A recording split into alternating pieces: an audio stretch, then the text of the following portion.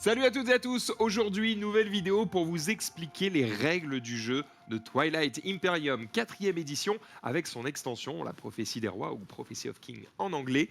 Le but c'est que je sois le plus exhaustif possible, que vous puissiez vous passer quasiment du livret de règles.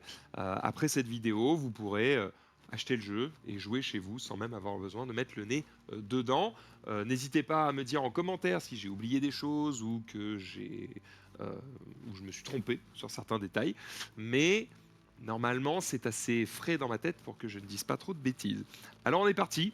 Je vais essayer de tout vous expliquer et de faire en sorte que ce soit le plus rapide quand même et surtout limpide. Vous allez voir que c'est un jeu qui, en fait, certes les parties peuvent être longues, mais en réalité, euh, les règles sont pas si complexes que ça, dans le sens où il y a beaucoup d'éléments, mais chaque élément n'est pas extrêmement complexe. Donc normalement, ça devrait être relativement digeste. Souhaitez-moi bonne chance. C'est parti. Alors, pour l'explication des règles de Twilight Imperium en français, parce qu'il y a finalement assez peu de contenu en français sur Twilight Imperium, j'aurais pas la prétention et les connaissances nécessaires pour vous présenter chacune des races disponibles. Donc ça, je vais pas le faire. Par contre, je vais faire en sorte que vous sachiez jouer. On est parti pour gagner une partie de Twilight Imperium. Il va falloir remporter des points de victoire. Les points de victoire, vous allez les trouver juste ici sur ce plateau. Vous allez mettre un petit jeton qui est à la couleur de votre race, et au fur et à mesure que vous allez gagner des points de victoire, vous allez avancer sur cette piste. Quand vous arrivez à 10 points de victoire, c'est la fin de la partie. Celui qui aura donc le plus de points de victoire l'emporte. Alors vous pouvez faire des parties jusqu'à 14 points de victoire, ce qui rendra évidemment la partie encore plus longue ou plus épique pour ceux qui ne trouvent pas ça assez long. En tout cas, voilà comment on gagne la partie. Pour gagner des points de victoire, eh bien, il va falloir remplir des objectifs. Ici, on a des objectifs de niveau 1. On démarre la partie avec 2 objectifs visibles. Et au fur et à mesure qu'on va avancer à chaque nouveau round, eh bien, à chaque nouvelle manche, pardon, eh bien, on va dévoiler un nouvel objectif. Ça, je vous l'expliquerai tout à l'heure quand je vous expliquerai les différentes phases de jeu. Il y a d'autres moyens de gagner des points de victoire. Là, vous voyez les objectifs de niveau 1 qui rapportent 1 point de victoire. Mais quand on sera arrivé au 5e objectif de niveau 1, eh bien, les suivants, ce seront des objectifs de niveau 2 cette fois-ci, qui, comme vous pouvez vous en douter, donnent cette fois-ci 2 points de victoire. Alors, ils sont un peu plus difficiles à remplir, mais évidemment, ils sont plus intéressants. Alors sachez que quand vous remplissez un objectif, eh bien, vous allez simplement mettre un de vos jetons dessus pour vous souvenir que vous l'avez fait et que vous ne pouvez donc plus le faire à nouveau. En revanche, ça ne rend pas cet objectif indisponible pour les autres joueurs. Tout le monde peut faire tous les objectifs communs. Ici, ce sont les objectifs communs, c'est ceux qui sont disponibles pour tous les joueurs. Il y a évidemment des objectifs secrets. Ces objectifs, ils ressemblent à ça. Voilà. C'est des cartes qu'on va obtenir au fur et à mesure de la partie. On en a une au début de la partie. Mais au fur et à mesure que vous allez les avoir, ça va vous donner des propositions supplémentaires. Par exemple, ici, posséder 3 docks spatiaux sur le plateau. Si vous arrivez à faire ça, hop, vous gagnez un point de victoire. Alors sachez qu'à chaque manche, vous allez pouvoir valider un objectif public et un objectif secret. D'accord ? Donc en fait, au mieux, vous ne pouvez avoir que 2 points de victoire par manche. Alors, évidemment, il y a cette stratégie ici, l'intrigue, qui vous permettra d'en avoir plus, mais j'y reviendrai plus tard. Il y a aussi un autre moyen d'avoir des points de victoire, c'est cette planète. Mecatol Rex, quand on arrive à en prendre le contrôle, on gagne aussi un point de victoire.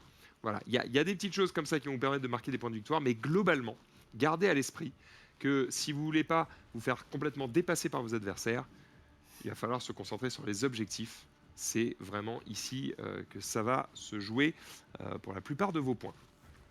Ok, maintenant que vous savez quel est le but du jeu, eh bien, on va un petit peu... je vais vous décrire en fait les différents éléments du jeu, de sorte à ce qu'après, quand je vous explique les différentes phases et tout ce qu'on va faire dans une partie de Twilight Imperium, vous puissiez comprendre à quoi je fais référence. Alors on va revenir sur le plan large, et je vais juste vous donner le nom des différents éléments. Donc ici, on va le faire de gauche à droite. Ici, on a donc la piste de points de victoire, les objectifs de niveau 1, les objectifs de niveau 2. Ici, nous avons ce qu'on appelle les cartes de stratégie. Ici, ce sont les planètes Elles sont rangées, moi je les ai rangées par ordre alphabétique, vous faites bien ce que vous voulez, mais je vous conseille de faire ça, ce sera plus facile pour les retrouver. Il y a même des joueurs qui, lors de la mise en place, par exemple ici, je crois que j'ai la planète Arnor qui est dans le coin. Voilà, ici à la planète Arnor, eh bien on pourrait par exemple décider de mettre la carte directement ici, ce qui fait que quand je prends le contrôle de cette planète, eh bien je récupère tout de suite la carte. Bon, vous faites bien comme vous voulez, soit vous la mettez sur la map, soit vous le faites pas. Moi je le fais pas parce que je trouve que ça met un peu le bordel visuellement sur la map, mais vous faites bien comme vous le sentez. Donc ça, c'est les cartes de planètes, ça va permettre, quand vous allez prendre le contrôle des différentes planètes, eh bien en fait, vous allez récupérer cette carte, vous allez les mettre devant vous, ça va permettre à tout le monde de voir quelle planète vous contrôlez, et surtout ces planètes, vous allez pouvoir les utiliser, parce que ça va vous servir de ressources et d'influence. Et donc vous allez pouvoir les retourner pour dire, bah, j'utilise par exemple ici 4 ressources pour fabriquer des vaisseaux ou faire ce genre de choses.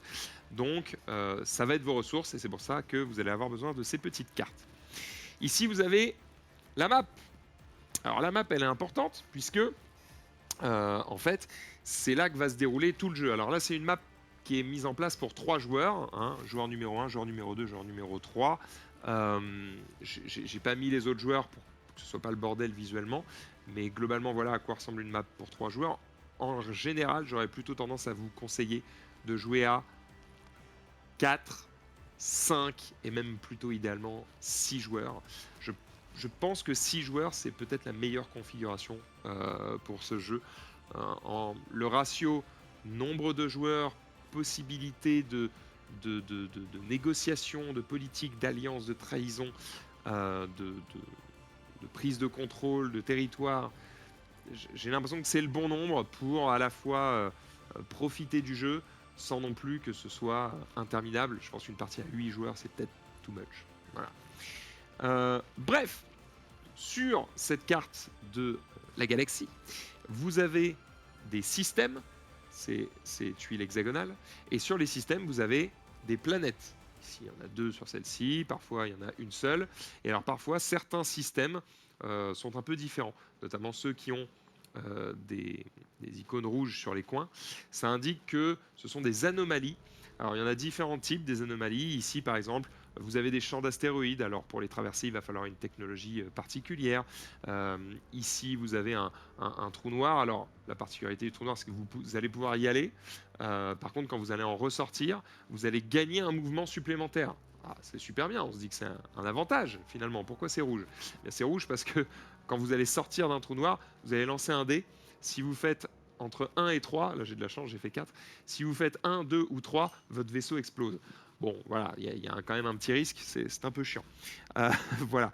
Ici, on a la grosse planète au centre, Mecatol Rex, elle est très importante puisque quand on va prendre le contrôle de cette planète, eh bien, déjà, ça va nous rapporter un point de victoire, mais surtout, ça va enclencher une nouvelle phase de jeu qui va faire qu'à chaque fin de manche, eh bien, on va voter pour instaurer 2 lois dans la galaxie. D'accord?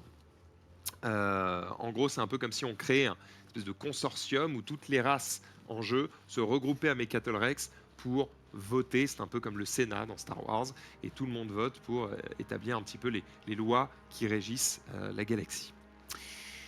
Voilà, donc globalement, bah, vous allez avoir votre race, vous allez la développer, que ce soit en termes de puissance militaire, en termes de, vous allez vous étendre sur la map, vous allez prendre le contrôle de différentes planètes qui vont vous donner des ressources qui vont vous permettre de vous développer encore plus afin d'aller réussir à faire des objectifs, gagner des points de victoire. Alors je précise ça parce qu'on pourrait penser que c'est un jeu belliqueux, on pourrait penser que c'est un jeu où je vais développer ma race, je vais aller attaquer mon voisin, lui casser la gueule et ça va me donner des points. Pas vraiment en fait, attaquer votre adversaire, ça peut être une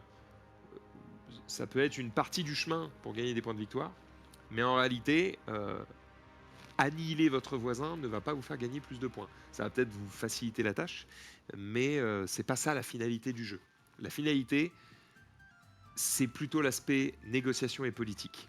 D'accord ? Donc on va se balader sur la map et surtout on va prendre le contrôle de différentes planètes pour obtenir des ressources. Voilà, ça c'est un peu le cœur du truc. Ici, on a un jeton orateur. Le jeton orateur, c'est ce qui va permettre de désigner qui est J'allais dire le premier joueur, mais pas vraiment. On va dire plutôt le joueur principal. C'est à la fois celui qui va choisir en premier sa carte stratégie, puis après on va aller dans le sens du tour de la table, mais c'est aussi celui qui va départager certaines égalités. Donc être l'orateur, ça peut être relativement fort. Surtout quand vous avez une envie très précise sur les cartes stratégie, surtout quand on est 6. Si on est 6 et que je suis le premier joueur, celui qui est sixième, bah, il a vachement moins de choix en termes en termes de stratégie, et donc ça peut être intéressant effectivement de récupérer ce jeton. Je vous expliquerai tout à l'heure comment on fait pour le récupérer, c'est au niveau des cartes stratégie. Je continue toujours de gauche à droite. Ici, j'ai ma planète de départ. Je vais zoomer un petit peu sur cet endroit-là. Je vais vous parler en fait de mon plateau de départ. D'accord. Je joue ici les braises de Muat, c'est une des races du jeu. Je démarre donc sur la planète Muat, qui ressemble clairement à un soleil. Et il se trouve que quand je vais démarrer la partie, je vais choisir une couleur. Ah, pardon, excusez-moi.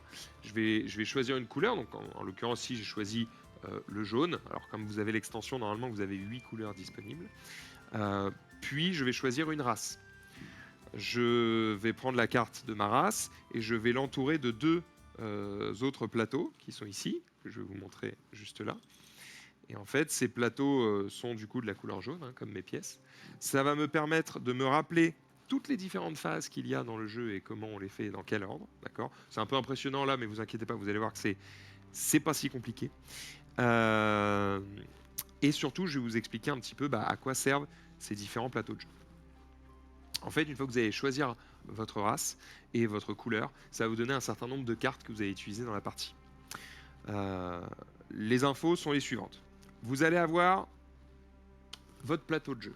Votre plateau de jeu, il va vous indiquer quelles sont les différentes unités que vous pouvez jouer dans la partie et quelles sont leurs stats. Alors, je vais vous les faire un petit peu quand même parce que le but c'est d'être un peu exhaustif dans cette vidéo. Ici, vous avez le dock spatial. Le dock spatial, ça ressemble à ça. Et cette petite pièce, eh bien, vous pouvez la poser sur n'importe quelle planète. Et ça va vous permettre de produire des unités. C'est vraiment ça qui va vous permettre de faire de la production. Alors, comment ça fonctionne? Ça vous dit que la valeur de production de cette unité est égale à la valeur de ressources de cette planète plus 2. Donc, je explique. Imaginons qu'on soit sur cette zone de départ. J'ai 4 ici de ressources et 1 d'influence. Eh bien, si mon dock spatial se trouve sur ma planète de départ, ce qui est le cas au départ, eh bien, ça veut dire que j'ai 4 plus 2, et j'ai donc 6 de production. Alors, ça veut dire quoi avoir 6 de production? Ça veut dire que quand je produis, je peux produire 6 unités. Ça ne veut pas dire que je peux produire pour 6 de valeur d'unité, c'est-à-dire que je produis 6 unités. Comment je vais produire des unités? Eh bien, je vais dépenser justement des ressources. Pour ça, je vais incliner des planètes qui ont des ressources. Ici, par exemple, 4. Et donc là, par exemple, en inclinant cette planète, eh bien, en la retournant, pardon, j'indique que je vais dépenser 4 ressources pour produire des unités. Et alors, les unités, vous voyez, elles ont toutes un coût. C'est ce qui est écrit en bas à gauche de chaque unité. Donc ici, c'est 1. Ici, c'est 1, 1, 3, 4, 2, 12, 8. Et donc, si vous avez les ressources nécessaires pour payer, eh bien, vous y allez. Par exemple, là, pour 4, eh bien, je pourrais faire ce cuirassé, n'est-ce pas? Et eh bien, ce cuirassé me permettrait d'avoir un vaisseau qui a 2 points de vie, puisqu'il a dégâts encaissés. J'expliquerai quand on expliquera les combats tout à l'heure. Il a la compétence bombardement 5, pareil, j'expliquerai sur la phase de combat. Il a 5 en puissance de combat, il a 1 de mouvement, et il a une capacité de transport de 1. Et vous allez pouvoir en fait améliorer un petit peu ces vaisseaux. Je vous expliquerai ça tout à l'heure. Donc voilà comment on produit. On dépense des ressources et on utilise le dock spatial pour produire autant d'unités que le maximum permis par le dock spatial en fonction du coût indiqué. D'accord? Le dock spatial, il a une capacité de 3 aussi, c'est-à-dire qu'il peut transporter des chasseurs. Regardez, chasseurs, c'est ces petits vaisseaux qui sont là. Voilà. D'ailleurs, c'est quoi? Je vais les poser sur chacun. Vous allez voir un petit peu à quoi ils ressemblent. Donc ça, c'est le chasseur. Ici, j'ai le mecha qui va aller ici. Qu'est-ce que j'ai d'autre? Ici, j'ai le destroyer. Ici, j'ai mon vaisseau amiral. Ici, j'ai le transporteur, comme il est beau. Nous avons ici un petit croiseur. Un SDP, à ne pas confondre avec d'autres lettres, qui est simplement un système de défense planétaire. Nous avons ici une infanterie avec ce petit drapeau, le dock spatial, je vous l'ai montré tout à l'heure, et il me manque le soleil de guerre. Il est énorme, ça ressemble à ça. Voilà, vous voyez à peu près toutes les unités que vous pouvez faire dans le jeu. Du coup, je vous l'ai décrit rapidement. L'infanterie, c'est ce qui va vous permettre notamment de prendre le contrôle d'une planète. D'accord. Donc c'est vraiment une unité terrestre. C'est elle qui va aller se poser sur les planètes pour poser un drapeau et en prendre le contrôle. Ils ne sont pas extrêmement forts. Là, vous voyez, ils ont 8 de combat. Alors on pourrait se dire que 8, c'est beaucoup sur un D10. Mais non, en fait, sachez que la valeur de combat, en gros, c'est le chiffre minimum que vous devez faire pour toucher. Donc là, ça veut dire que mon infanterie, quand elle attaque, elle touche que si elle fait 8, 9 ou 10. Donc c'est pas la folie. Plus cette valeur est basse, mieux c'est. Ça coûte 1, mais vous voyez, à 2 petits drapeaux à côté. Ça veut dire qu'en fait, quand je paye 1 pour faire de l'infanterie, eh bien, ça va me donner 2 drapeaux. Ça va m'en produire 2. Donc ça coûte 0,5, en gros, si vous préférez. Donc ça, l'infanterie, il va en falloir pas mal, notamment pour prendre le contrôle des différentes planètes. Et surtout, avoir un peu de défense terrestre. Le SDP, donc je vous l'ai dit, le système de défense planétaire, c'est des canons que vous allez poser grâce à cette carte de stratégie, vous le verrez un petit peu plus tard. Et les canons, eh bien, ils vont vous permettre de défendre votre planète puisqu'ils vont avoir le bouclier planétaire, j'y reviendrai plus tard, mais surtout ils ont canon spatial, ça veut dire qu'à chaque fois que quelqu'un en gros s'approche de votre planète, eh bien ça va tirer dessus, et canon spatial 6, ça veut dire qu'en gros, si vous faites 6, 7, 8, 9 ou 10, vous touchez. Donc c'est quand même plutôt intéressant, sachant que ce canon peut être amélioré de sorte à pouvoir tirer carrément sur les systèmes voisins. Donc là, vous allez gagner énormément de portée et ça peut être très intéressant. Je continue avec le chasseur. Le chasseur, pareil, il coûte 0,5, puisque quand vous payez 1, vous en obtenez 2. Alors le chasseur, il est très faible, c'est-à-dire qu'il ne touche que sur 9 ou 10, et il n'a pas de mouvement. Alors, super, un vaisseau, il ne peut pas se déplacer. En réalité, il peut se déplacer, mais c'est-à-dire qu'il doit se mettre dans les cales d'un transporteur, par exemple, qui doit, lui, l'emmener sur place. C'est-à-dire qu'en gros, un chasseur peut se déplacer, mais au sein d'un même système. S'il veut se déplacer entre différents systèmes, il doit rentrer à bord d'un autre plus gros vaisseau. Alors ça, c'est le cas pour le chasseur de niveau 1. Évidemment, vous allez pouvoir améliorer comme ça vos cartes. Et vous voyez ici, chasseur de niveau 2, là, il a 2 de mouvement. Il est un peu plus puissant et il coûte le même prix. D'accord. Donc ça, c'est plutôt cool. Les chasseurs, quel est leur intérêt? Ce sont en gros vos boucliers. C'est les boucliers de vos vaisseaux. Puisqu'en gros, imaginez les chasseurs comme espèce d'essaim de mouches qui tournent autour de vos vaisseaux et qui les protègent. C'est-à-dire que quand vous allez subir des dégâts, au lieu de péter vos gros vaisseaux qui coûtent cher, vous allez simplement détruire des petits chasseurs qui coûtent rien, et comme ça vous n'êtes pas triste. D'accord. Alors là évidemment ça va être intéressant de regarder les capacités de transport de tous les vaisseaux. Par exemple, le transporteur il a 4 de capacité, donc ça veut dire qu'il peut transporter 4 petits chasseurs comme ça. Donc ça veut aussi dire de manière un peu indirecte qu'il a 4 points de vie, parce qu'il va pouvoir avoir plein de petites mouches autour de lui qui vont prendre les dégâts à sa place. C'est vraiment de la chair à canon, les chasseurs. C'est vraiment pour vous défendre. Le Destroyer, il coûte 1. Alors, il a 9 de combat, donc c'est-à-dire qu'il touche que sur 9 ou 10. Alors ça, c'est un peu mieux quand on améliore le Destroyer. Alors par contre, il a 2 de mouvement, donc il est un peu plus mobile. Alors, attention, toutes les valeurs que je vous donne là, quand je vous dis il a 2 de mouvement, 9 de combat, etc., c'est vrai pour les braises de Muat. Peut-être que les autres factions, n'ont pas les mêmes stats. Donc vérifiez bien sur votre fiche. D'accord. Là, je vous lis ce que je vois là, mais c'est pas forcément la même chose tout le temps. Le Destroyer, il a un barrage anti-chasseur, donc comme son nom l'indique, vous voyez, barrage anti-chasseur 9 x 2, ça veut dire que quand vous allez démarrer un combat, eh bien vous allez lancer 2 dés, parce qu'il y a écrit x 2, et si vous faites 9 ou 10, vous touchez. Alors forcément, 9 ou 10, tu te dis, il y a quand même peu de chances de toucher. Évidemment, tout ça va s'améliorer. Si vous faites un Destroyer de niveau 2, vous allez pouvoir améliorer tout ça. Derrière, vous avez Les croiseurs. Donc vraiment, le destroyer, le but, hein, c'est de détruire les chasseurs. C'est vraiment... c'est eux qui engagent le combat en premier grâce au barrage anti-chasseur. Les croiseurs, ils coûtent 2, donc c'est un petit peu plus cher. Par contre, ils ont 7 de combat, donc là ça commence à être un peu plus intéressant. Vous avez une chance sur 3 de toucher à peu près. 2 de mouvement ici, donc c'est plutôt cool aussi. Ils ont pas mal de mobilité. Par contre, attention, ils n'ont pas de capacité, en tout cas au niveau 1. Il va falloir les améliorer pour pouvoir emmener un petit peu de chasseurs avec eux et donc les rendre un peu plus difficiles à tuer. Le transporteur, bah comme son nom l'indique, il sert à transporter. Alors il peut transporter des chasseurs, mais aussi de l'infanterie, d'accord. Et donc il a 4 en capacité. Je pense que si on l'améliore, il peut probablement monter à 6. Je vais regarder, mais je pense que c'est ça. Oui, c'est ça, transporteur, il peut monter à 6 ici. Il a 1 de mouvement, bon, on voit qu'il peut monter à 2. Il a 9 de combat. Alors évidemment, c'est un transporteur, il n'est pas fait pour se battre. Par contre, il ne coûte que 3, donc ça peut être intéressant, notamment pour transporter vos chasseurs et votre infanterie. Transporteurs, on est plutôt content de les avoir au début, notamment pour aller coloniser toutes les planètes qui sont proches de notre système de départ.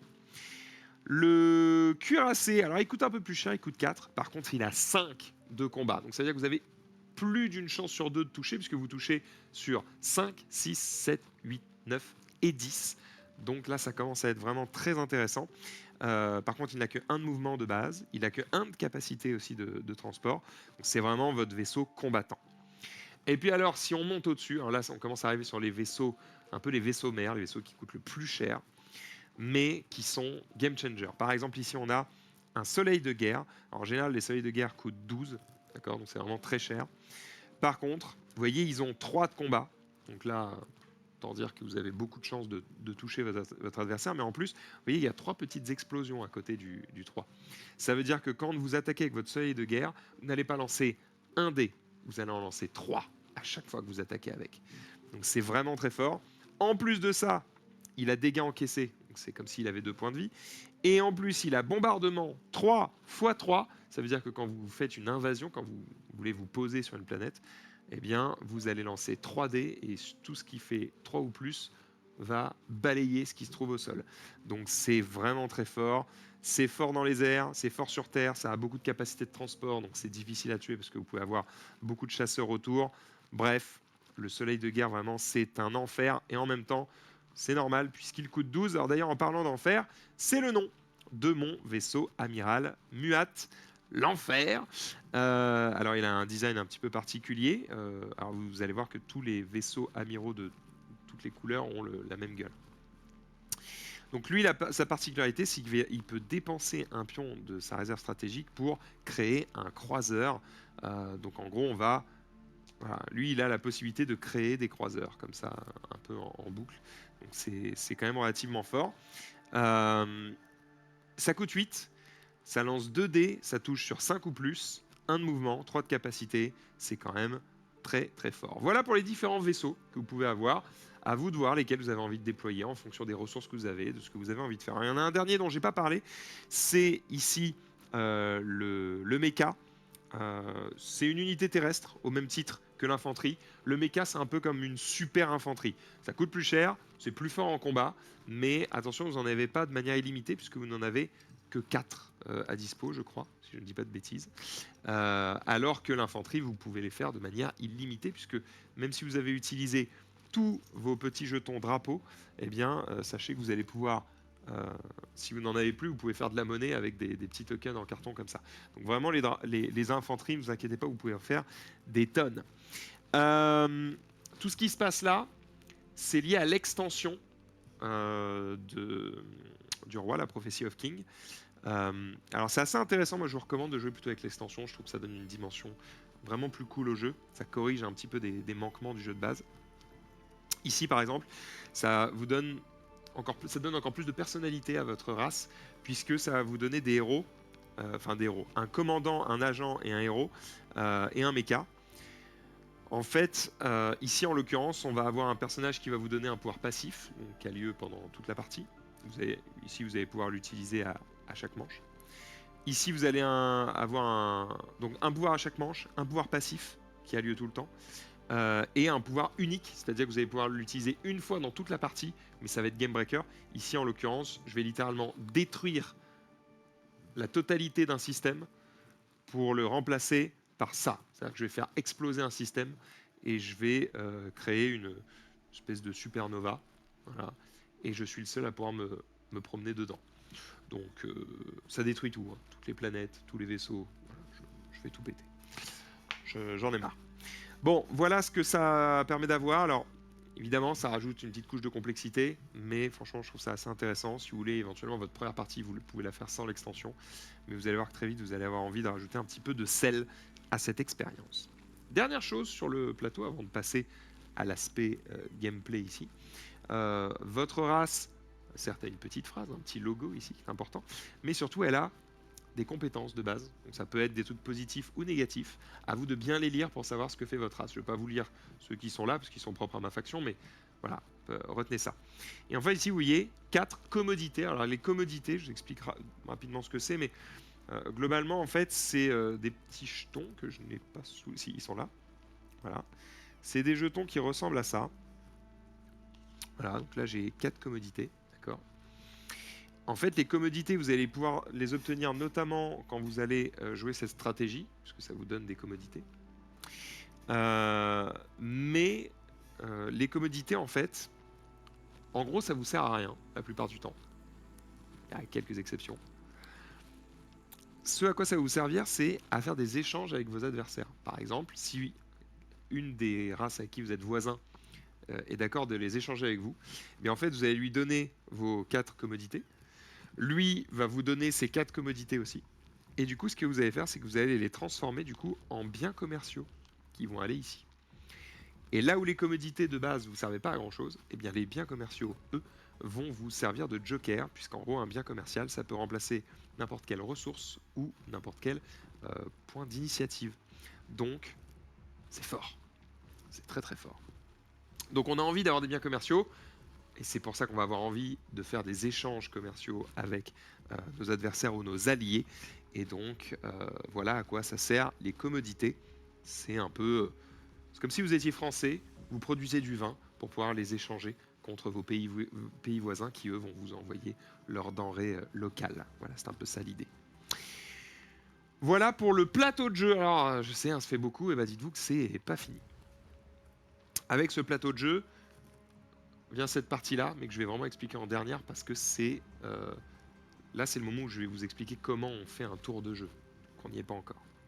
Je continue à vous expliquer les spécificités du fait d'avoir choisi votre couleur et votre race. Alors la couleur, ça change rien. Hein. Peu importe votre couleur, vous aurez les mêmes cartes. C'est juste pour dire qu'il y a des cartes qui sont liées à vous en tant que joueur et des cartes qui sont liées à vous en tant que race. D'accord. Ici, par exemple, on a toutes les technologies que vous allez pouvoir développer. Alors ça représente un arbre de technologies, puisqu'il y a des technologies qui... Ah pardon, je vais le faire dans l'autre sens. Il y a des technologies ici qui n'ont pas de prérequis. Vous voyez, en bas à gauche, il n'y a pas de prérequis. C'est une technologie qui va vous donner un logo bleu, d'accord. Et puis une fois que vous avez un logo bleu, du coup, vous allez pouvoir commencer à faire des technologies de niveau 2 qui demandent un prérequis bleu. Et donc, comme vous avez un logo bleu, bravo, vous allez pouvoir faire cette techno de niveau 2. Maintenant, vous avez 2 logos bleus, vous allez pouvoir faire une technologie de niveau 3 qui vous demande, comme vous l'aurez compris, elle est où? Je l'ai perdue. Bon. Elle est là. Qui vous demande ici 2 prérequis bleus. Voilà. Puis vous allez développer. Spoiler, vous allez du coup avoir 3 logos bleus et vous allez pouvoir faire du coup ceci. Vous avez compris? Ça fonctionne vraiment comme un arbre de technologie. Il faut d'abord faire les technos qui vous coûtent pas cher pour ensuite pouvoir faire celles qui vous coûtent un peu plus. Voilà. Alors qui vous coûtent. En fait, développer une technologie, ça coûte toujours la même chose. C'est soit gratos parce que vous avez pris la stratégie technologie, soit vous ne l'avez pas prise, vous payez 4 ressources et vous pouvez en développer une. Donc en fait, c'est pas vraiment le coût de la technologie, parce que ça va toujours vous coûter à peu près la même chose. C'est plutôt les prérequis qui sont intéressants, de savoir que vous devez avoir des logos de la bonne couleur pour pouvoir développer des technologies puissantes. Technologie, ça va vous donner tout un tas de pouvoirs supplémentaires. Donc c'est soit pouvoir ramasser de la matière noire, soit pouvoir traverser des champs d'astéroïdes, soit pouvoir vous déplacer d'une case supplémentaire quand vous vous déplacez, ce genre de choses. Voilà. Augmenter votre puissance en combat. Enfin voilà, il y a plein de choses que vous pouvez faire avec votre arbre technologique. D'autres cartes que vous allez obtenir en tant que joueur d'une couleur, eh bien, ce sont ces cartes d'amélioration de faction. Voilà, comme vous pouvez le voir ici, j'ai des petites cartes qui vont me permettre ici d'améliorer mon transporteur, d'améliorer mon dock spatial, etc. etc. D'accord. Il y a cependant quelques cartes qui n'appartiennent pas à vous en tant que couleur. D'accord. Je les ai ici, regardez. C'est les cartes qui sont liées à votre faction. Ici, par exemple, j'ai une amélioration de Soleil de Guerre qui est liée à ma faction. C'est-à-dire elle remplace l'amélioration qui est ici. Alors je crois pas qu'on puisse améliorer le Soleil de Guerre. Ouais. Oui. En fait, on peut pas améliorer le Soleil de Guerre parce que vous voyez, de base, c'est un Soleil de Guerre de niveau 1. Parce qu'en gros, les autres factions n'ont pas le Soleil de Guerre de base. Moi, la particularité de ma race, c'est que je démarre avec un Soleil de Guerre. C'est ça mon pro tips. Et du coup, j'ai une carte spéciale qui me permet de l'améliorer encore. Et ouais, je sais, c'est très fort. Derrière ça, j'ai une technologie aussi qui est propre à ma faction et que je suis le seul à pouvoir développer. Et puis enfin, je ne vais pas parler de ces cartes-là. Ça, c'est des cartes de diplomatie. En gros, je vais pouvoir faire des traités. Je vais pouvoir les échanger. Par exemple, ici, j'ai un traité commercial. Eh bien, si je le donne à un autre joueur, eh bien, ça veut dire que je vous donne toutes mes commodités, d'accord. Lorsque le joueur jaune réapprovisionne ses commodités, le joueur jaune vous donne toutes ses commodités. Donc en gros, c'est comme si je te faisais une promesse écrite où je te dis, tiens, je te donne ça, tant que tu as cette carte, sache que la prochaine fois que je vais prendre mes commodités, je suis obligé de te les donner. Et donc, bah, t'es plutôt content. Donc voilà, voyez-le comme des promesses. Ce sont des promesses écrites qu'on donne aux autres joueurs en échange, évidemment, d'un traitement de faveur. Ah bah tiens, tu as pris la carte politique, si tu me mets en tant que premier joueur, je te donne mon traité commercial. Voilà, par exemple. Ça peut être ce genre de négociation qui peut exister. Voilà pour les différentes cartes que vous allez avoir sur votre plateau de jeu en tant que faction. Et puis vous avez votre tuile de départ, évidemment. Pardon, excusez-moi. Je disais donc votre tuile de départ qui est ici, qui est représentée par aussi cette planète qui va avec. D'accord. Ça, vous l'avez dès le début. Voilà. Donc ça, c'est pour le plateau de joueurs. Et enfin, je vais terminer avec les différentes cartes qui sont ici. Donc là, vous connaîtrez à peu près tous les éléments de jeu. Et une fois qu'on aura ça, eh bien, j'aurai plus qu'à vous expliquer comment se déroule une manche et un combat. Et franchement, on aura quasiment fait le tour. Donc comme je vous le disais, il y a plein de petits éléments, mais chacun n'est pas d'une complexité folle. Allez, on s'accroche, on est parti pour les petites cartes qui sont ici. Alors la plupart viennent de l'extension, d'accord. Donc peut-être que vous ne les avez pas si vous n'avez pris que le jeu de base. Mais elles sont intéressantes parce qu'elles vont notamment vous permettre de récompenser l'exploration sur la map. Par exemple, vous l'avez peut-être vu tout à l'heure, si je vais essayer de prendre un bon exemple. Tiens, ça c'est un très bon exemple. Vous voyez, tout à l'heure, j'ai montré les systèmes avec les différentes planètes. Il y a 3 types de planètes. Il y a des planètes vertes, des planètes bleues, et il y a des planètes rouges. D'accord. Eh bien, en fonction des planètes dont vous allez prendre le contrôle, eh bien, quand vous en prenez le contrôle pour la première fois, vous allez avoir une récompense. Donc si je prends une planète verte qui n'a jamais été explorée, eh bien, je vais récupérer une carte ici qui va me donner divers bonus. Quand on prend cette carte, on l'applique immédiatement, on fait ce qui est écrit dessus, puis on la jette. Le seul truc qui permet de garder ces cartes, c'est quand ça vous donne des morceaux de reliques. Alors, je vais vous montrer un petit peu à quoi ça ressemble. Petit morceau, bah voilà, par exemple. Ça, c'est un morceau de relique, d'accord. Et du coup, vous allez le garder devant vous. Quand vous avez 3 morceaux de reliques d'une même couleur, eh bien, vous allez pouvoir prendre une relique. Les reliques, eh bien, ce sont des objets extrêmement puissants qui vous donnent tout un tas de nouveaux pouvoirs et qui permettent de modifier un petit peu les règles du jeu. Clairement, vous avez plutôt envie d'avoir un maximum de reliques. Donc ça, c'est quand vous explorez une planète verte, une planète bleue, une planète rouge. Voilà, ça vous donne des bonus différents. Jusque là, il y a des reliques rouges, des reliques bleues, des reliques vertes. C'est aussi simple que ça. Alors, il y a un nom un peu différent, je crois que ça... pourquoi je me lance là-dedans? Je crois que c'est des reliques industrielles, je crois, c'est ça. J'aurais jamais dû me lancer là-dedans. Ouais, là, c'est industriel. Ici, c'est culturel. Et ici, c'est dangereux, je crois. Ouais, des reliques dangereuses, exactement. Parce que c'est le nom des différents types de planètes. Planètes culturelles, industrielles et dangereuses. Ici, ce sont les objectifs secrets, qui sont très importants pour surprendre les adversaires au moment de marquer des points de victoire. Ici, c'est l'exploration des endroits où il n'y a pas de planète. Quand vous allez à un endroit de l'espace, allez, je vous montre ici. Si vous allez à un endroit où il n'y a pas de planète, comme par exemple ici, ou ici, ou ici, eh bien, vous allez trouver des jetons comme ça. Et si vous avez la technologie qui s'appelle source d'énergie noire, eh bien, vous allez pouvoir aller visiter cet endroit-là, retirer ce jeton et piocher une des cartes noires pour obtenir un bonus. Voilà. Donc en fait, ça c'est assez cool parce que ça permet de vraiment récompenser le fait que vous vous baladiez un peu sur la map et que vous obtenez des trucs.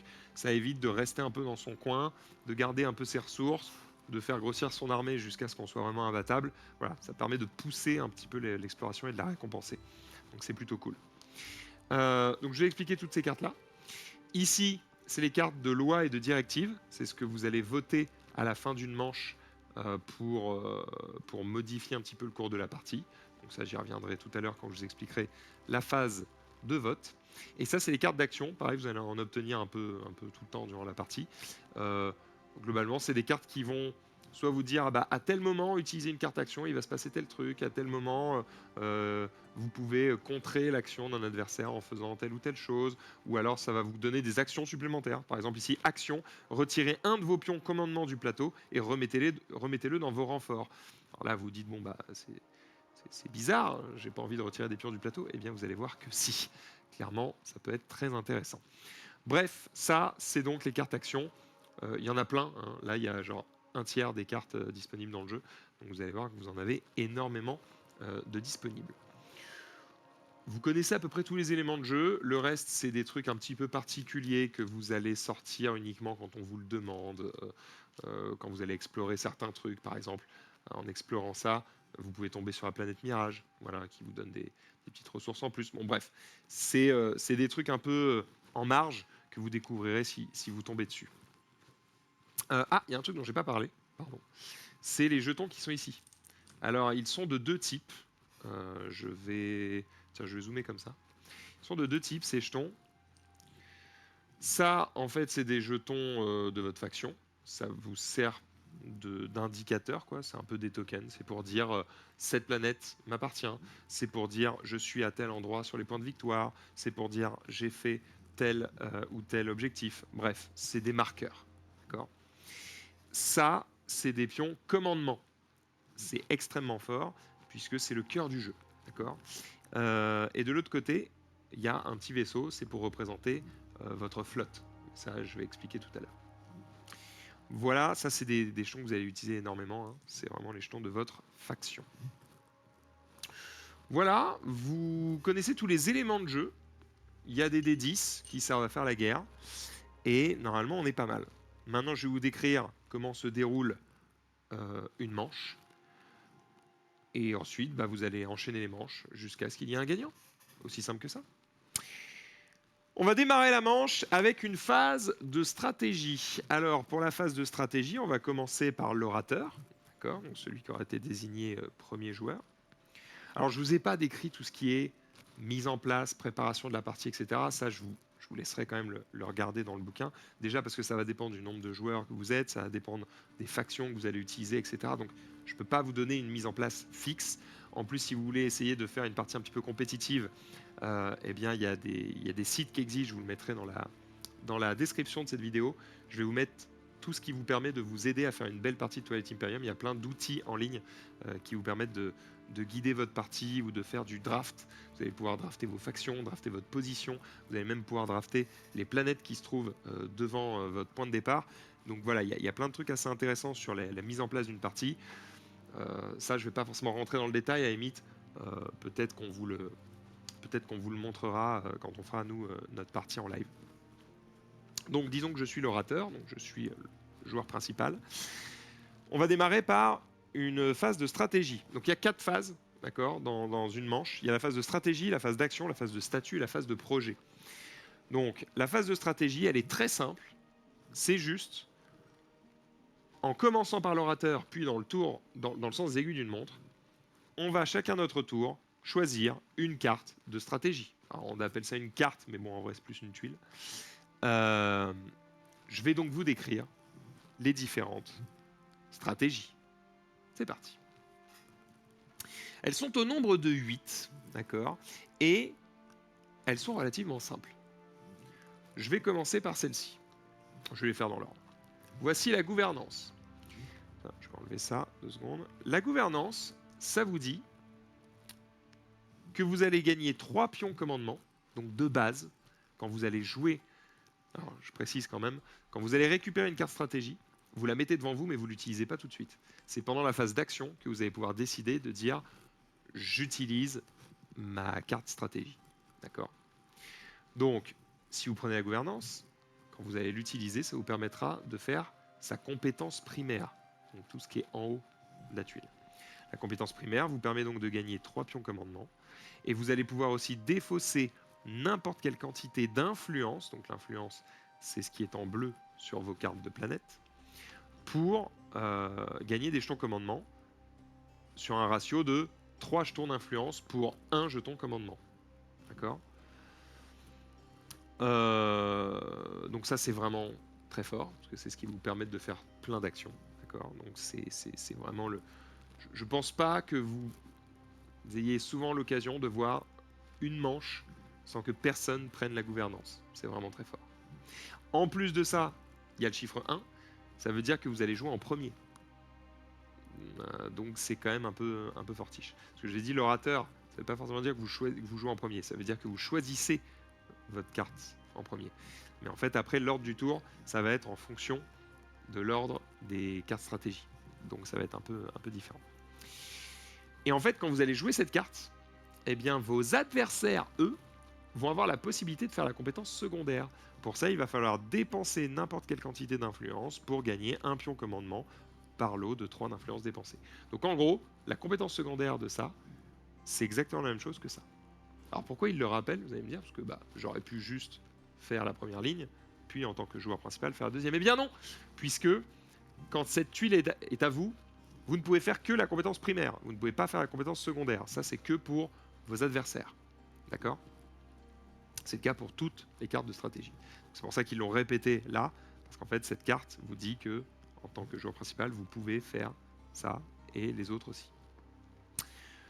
Voilà pour la gouvernance, donc ça permet de prendre des pions commandement. Diplomatie. Pareil, vous allez faire que la compétence primaire et vos adversaires vont pouvoir faire la compétence secondaire. Compétence primaire, vous allez choisir un système autre que Mecatol Rex, donc la grosse planète centrale, et qui contient une planète que vous contrôlez. Vous allez obliger les autres joueurs, chaque autre joueur, à mettre un jeton de commandement dessus. Là, vous ne comprenez pas à quoi ça sert, mais je vais vous l'expliquer dans quelques instants. Puis, vous allez restaurer 2 planètes épuisées que vous contrôlez. Donc, ça veut dire que si vous avez déjà utilisé une planète, par exemple pour ses ressources, vous allez pouvoir la redresser et pouvoir l'utiliser par exemple pour son influence. Voilà. Donc c'est fort parce que ça vous permet en gros de récupérer des ressources. Donc la diplomatie, je vous le dis, en gros ça vous permet de vous défendre, puisque quand les autres vont mettre des jetons sur un système que vous contrôlez, du coup ils vont plus pouvoir y aller.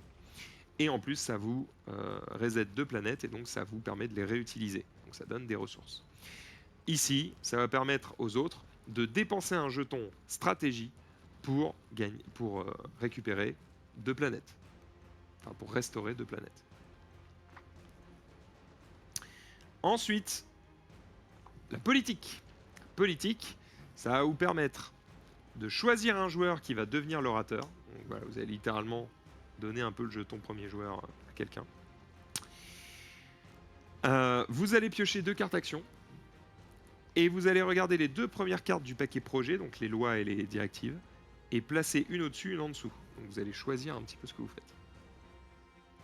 Enfin, c'est même mieux que ça, vous allez placer chaque carte au-dessus ou en dessous, dans l'ordre de ce que tu veux. Donc tu peux mettre les deux au-dessus, les deux en dessous, une seule en dessus, une seule en dessous, comme tu veux, et dans l'ordre que tu veux. Donc tu contrôles un petit peu les lois à venir. Les autres, eux, vont pouvoir dépenser un pion de leur réserve de stratégie juste pour gagner 2 cartes action. Okay. La construction, ça va vous permettre de placer un SDP, donc je vous l'ai dit, c'est les canons de défense, ou un dock spatial sur une planète que tu contrôles. Et en plus de ça, vous allez pouvoir placer un canon sur une planète que tu contrôles. Donc c'est soit vous mettez 2 canons, soit vous mettez un canon et un dock spatial. Attention, les docks spatial, vous n'en avez que 3. Et les SDP, je ne sais plus combien on en a, mais je pense qu'on en a genre peut-être 6 ou 8, un truc comme ça. Donc c'est pas la fête, on n'en a pas de manière illimitée. Les autres, eux, vont pouvoir dépenser un jeton stratégie pour placer soit un dock, soit un SDP, ils choisissent. Ok. Le commerce, ça vous permet de gagner 3 biens commerciaux. Donc c'est trop bien, c'est, vous savez, les commodités transformées. Là. Donc, direct, c'est 3 jokers. Quoi. Vous allez pouvoir réapprovisionner vos commodités. Donc ça veut dire que potentiellement, avec les 3 biens commerciaux, plus les commodités que vous allez échanger avec vos adversaires, bon, souvent on démarre avec 4 commodités. Bah, du coup, ça veut dire que potentiellement, vous avez 7 biens commerciaux. Ça commence à être intéressant. Et en plus de ça, vous allez choisir n'importe quel nombre d'autres joueurs. Et ces joueurs vont aussi pouvoir récupérer leur commodité. En gros, ça dit, ah bah toi, toi et toi, vous allez pouvoir faire la compétence secondaire sans dépenser de jetons stratégie. Compétence secondaire, dépenser un jeton stratégie pour approvisionner vos commodités. Pourquoi j'aurais envie de faire ça? Bah, en fait, je vais pouvoir le faire à mes voisins. Comme ça, je peux dépenser, je peux échanger avec eux mes jetons commodités pour obtenir des biens commerciaux. Donc ça va donner des biens commerciaux à l'autre personne, mais bon, au bout d'un moment, on n'a rien sans rien, ma bonne dame, c'est quand même la tuile de commerce. Ici, on a la guerre. Alors pourquoi ça s'appelle la guerre? Ça vous permet de retirer un pion commandement du plateau, puis d'en regagner un. Et ça vous permet de redistribuer n'importe quel nombre de pions commandement de votre fiche comme vous le voulez. Bon, là, je vais devoir vous expliquer un petit peu quand même comment ça marche pour que vous puissiez comprendre cette tuile. Les autres vont pouvoir dépenser un jeton de leur réserve stratégie pour pouvoir utiliser la production d'un de leurs docks spatiales. Donc c'est trop bien parce que ça te permet de produire des trucs. Alors c'est assez malin cette tuile, puisqu'en général quand tu utilises guerre, c'est pas forcément le cas, mais en tout cas ça peut être pour aller attaquer quelqu'un. Et du coup, bah, ce qui est bien, c'est comme il te sent venir, et ben, il va pouvoir s'y préparer en dépensant un jeton pour faire de la production et donc augmenter sa défense. Donc c'est assez malin. Alors pourquoi ça permettrait de mieux faire la guerre, le fait de retirer un jeton commandement du plateau? Allez, je vous l'explique. En fait, imaginons que j'ai... je vais faire exprès, je vais faire ça comme exemple. Je suis ici, d'accord? Bon, attends, on va faire mieux. Je suis ici, ok? Si je veux aller ici, je dois prendre un de mes jetons tactiques et les poser ici. Donc, c'est un pion de commandement, d'accord, qui était dans ma zone tactique et qui maintenant se retrouve sur le plateau de jeu. D'accord? Je précise que c'est ça le vocabulaire. Ça fait quoi? Ce qu'il faut que vous imaginiez, c'est que ces jetons, quand ils sont sur le plateau, ils agissent comme des aimants. Donc là, j'ai posé un aimant. Et je dis que je vais activer ce système. Ça veut dire que, imaginons que, allez, on va faire n'importe quoi, imaginons que je sois comme ça. Et bien là, j'ai le droit, si je veux, de faire en sorte que toutes les unités qui sont autour de cet aimant et qui ont la capacité de déplacement nécessaire pour y aller, vont pouvoir y aller. Ça, c'est légal. Bon, alors c'est légal si j'ai 4 en capacité de flotte, mais j'y reviendrai après. Sauf que, si après je veux aller là, et que je prends un autre jeton tactique, et que je vais ici, et imaginons que j'ai un vaisseau ici, par exemple. Et bien là, la seule chose que je peux faire, c'est ça. Ces vaisseaux-là ne peuvent plus bouger d'ici, parce que l'aimant le plus proche, il est sur leur système. Quand vous avez mis un jeton sur un système, vous ne pouvez pas en mettre un deuxième. Et quand il y a un jeton sur un système, tous les vaisseaux qui s'y trouvent ne peuvent plus se déplacer. Donc c'est important de bien réfléchir à ça, parce que par exemple, si j'avais un dock spatial ici, bon, c'est pas possible parce qu'il n'y a pas de planète, mais c'est juste à titre d'exemple. Si j'avais un dock spatial ici, imaginons que je mette ici un jeton, parce que j'ai besoin de faire de la production. Ah bah super, je vais produire des vaisseaux. Puis bah après, je veux aller ici pour prendre les planètes. Bah je peux pas, parce qu'en fait, ils peuvent plus se déplacer. Donc c'est important de le faire dans le bon ordre et de dire, d'abord, je vais mettre un jeton ici pour déplacer mes troupes. Puis je vais mettre un jeton ici pour produire des nouvelles troupes. C'est vraiment un des éléments les plus importants du jeu. Il ne faut pas se tromper en termes de règles, il faut bien faire attention à ça. Ces jetons, quand vous les utilisez pour vous déplacer sur la map, ils agissent comme des aimants. Vos vaisseaux vont toujours... En gros, s'il y a un aimant qui est sur la même case qu'eux, ils ne peuvent pas bouger. Voilà. C'est comme ça que ça fonctionne. Et donc là, vous comprenez mieux l'intérêt de ça, qui dit retirez un de vos pions de commandement du plateau, puis gagnez-en un. Ça vous permettrait donc, par exemple, de dire, imaginons que j'ai tout ce bordel qui est ici, d'accord? Voilà. Eh bien, si j'ai, par exemple, mon super ennemi qui se trouve ici, et que tous mes vaisseaux n'ont que 1 de déplacement, eh bien, je pourrais faire ça, me déplacer ici, puis utiliser ma capacité guerre pour retirer ce jeton de commandement, le récupérer, puis au tour d'après, eh bien, je pourrais le poser ici, et comme là, il n'y a plus de jeton de commandement, eh bien, je pourrais refaire un déplacement, et donc aller lui brûler la tête. Voilà pourquoi cette tuile s'appelle guerre, parce qu'elle permet un peu de surprendre l'adversaire, ou en tout cas de se déplacer plus loin que prévu. Ok? Je continue avec la technologique. La technologie, ça vous permet donc de rechercher une technologie gratuitement et d'en rechercher une deuxième, mais en échange de 6 ressources. Donc si vous avez 6 ressources et que vous avez cette tuile, bravo, vous pouvez développer 2 technologies. Pardon. Je rappelle, les ressources, c'est ce qui est en jaune ici. Donc là, 6, bah, j'ai pas assez. La compétence secondaire, ça dit que vos ennemis, eux, peuvent dépenser un pion de la réserve stratégique et 4 ressources pour développer une technologie. C'est fort. Et enfin, l'intrigue. L'intrigue, ça vous permet de valider immédiatement un objectif public si vous avez les prérequis nécessaires. Alors, ça peut être utile pour plein de choses. Ça peut être utile déjà parce que normalement les objectifs se valident à la fin d'une manche, pendant la phase de statut. Et donc du coup, bah, là si vous validez tout de suite un objectif, ça veut dire que quand vous allez arriver à la phase de statut, vous allez pouvoir valider un autre objectif. Donc c'est cool parce que ça vous permet de gagner plus de points de victoire en une seule manche. Ça peut avoir un autre avantage, c'est que, bah, imaginons par exemple qu'il y ait un objectif qui dise que vous devez avoir des vaisseaux sur 3 systèmes qui sont en bordure de la map. Ben, imaginons que je sois comme ça. J'ai donc 3 systèmes en bordure de map. Ben là, je vais utiliser, hop, intrigue. Je valide le fait que j'ai que j'ai des vaisseaux sur 3 systèmes en bordure de map. Je gagne mon point de victoire.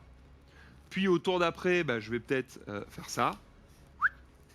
Et là, du coup, je n'ai plus les prérequis pour valider cet objectif, mais c'est pas grave, il est déjà fait, donc je m'en fous. J'ai plus besoin. Donc voilà, ça peut être pas mal, ça permet de valider un prérequis que vous avez et qui ne va peut-être pas rester. Voilà. Et ensuite, vous allez pouvoir gagner un point de victoire si vous contrôlez Mecatol Rex, la grosse planète qui est au centre ici. Donc c'est trop bien parce que tant que vous contrôlez Mecatol Rex, à chaque fois que vous allez prendre l'intrigue, pouf, c'est un point cadeau. C'est fort. Ça, c'est un peu ce qui fait que vos adversaires vont un peu se réveiller et vous empêcher de garder Mecatol Rex. Si vous n'avez pas Mecatol Rex, c'est pas grave, vous gagnez un objectif secret. Donc je vous ai dit tout à l'heure, les objectifs secrets, bah, ça peut effectivement vous permettre de gagner assez facilement des points de victoire. Ici, posséder 3 docks spatiaux sur le plateau, bah, ça tombe bien. On n'en a que 3 en tout, donc si tu as déjà construit tes 3 docks spatiaux, bravo, tu gagnes un point de victoire. Voilà, donc ça peut être sympathique. Alors attention, l'intrigue ne vous permet pas de valider un objectif secret. Hein. C'est que pour les objectifs publics. D'accord ? L'objectif secret, il faudra attendre la phase de statut. Voilà, j'ai terminé. Pardon, j'ai terminé pour la phase de stratégie. Alors là, ça a pris du temps parce que je vous ai expliqué chaque tuile. Et vous allez voir que quand vous allez jouer, ça va aller assez vite. C'est vraiment la phase la plus courte du jeu. Hein. Je choisis une tuile. Next. Une fois que tous les joueurs ont choisi leur stratégie, on passe à la phase d'action. La phase d'action, c'est là où vous allez tout faire. Il y a 3 types d'actions que vous pouvez faire. Il y a l'action stratégie. Bon, bah ça veut juste dire que vous allez jouer votre tuile et que vous allez faire ce qui est écrit dessus, dans la zone compétences primaires. Bon, ça c'est assez basique. Vous allez pouvoir également jouer ce qu'on appelle des éléments de jeu. Les éléments de jeu, c'est par exemple si vous avez une carte d'action où il y a écrit action dessus. Vous dites, bah, action, je fais tel effet, puis fin de tour, c'est à vous. Oui, parce que à chaque fois que c'est à vous, vous allez pouvoir faire une action, puis vous passez au joueur suivant, etc. etc. Donc vous n'allez pas jouer pendant 1 heure, puis après, laisser les autres joueurs jouer. Vous allez faire plein de petites actions comme ça, chacun votre tour. Donc ce qu'on appelle les éléments de jeu, c'est tout ce qui peut être lié à votre faction, à vos cartes d'action, à vos lois, à n'importe quoi. Bref, tout ce qui n'est pas des jetons tactiques et tout ce qui n'est pas une carte stratégie. D'accord ? Et enfin, vous avez les actions tactiques. Qu'est-ce que c'est les actions tactiques ?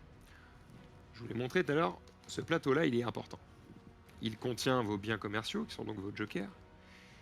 Il contient votre limite de flotte. Donc ça indique combien de vaisseaux je peux avoir au maximum. Donc combien de vaisseaux spatiaux, pardon. Combien d'unités spatiales je peux avoir au maximum sur un système, sur un même système. Donc ici 3, ça veut donc dire que là, ça c'est légal, ça c'est pas légal. Si je dépasse la limite, je dois détruire un des vaisseaux. D'accord ? Donc attention, vous ne pouvez pas dépasser la limite. Là c'est légal, j'ai 2 vaisseaux ici, 3 vaisseaux ici. Ici, vous allez me dire, ah mais là t'as plein de vaisseaux, c'est pas bon. Non, parce qu'en fait j'ai ça. Déjà, tout ça c'est... Bon, ça c'est pas légal, mais... Tout ça c'est sur la planète, donc on s'en fout. C'est pas dans l'espace. Et ça, c'est dans l'espace, sauf que mes chasseurs, ils peuvent aller dans le dock, mais surtout, ils peuvent aller dans mon soleil. Et donc, ce qui compte, en fait, c'est vos vaisseaux principaux. C'est-à-dire que les vaisseaux qui sont à l'intérieur de vos vaisseaux ne comptent pas. D'accord ? En gros, les chasseurs comptent s'ils ne sont pas si vous êtes en dehors des limites de capacité de vos gros vaisseaux et que vous êtes en dehors des limites de capacité de votre dock spatial. D'accord ? Donc là, en l'occurrence, vu que lui, il a 6 de capacité et que lui, il a 3, bon, il faudrait que j'ai 10 chasseurs pour que ça compte pour 1. Je suis peut-être un peu trop entré dans les détails, là, je vous ai peut-être perdu.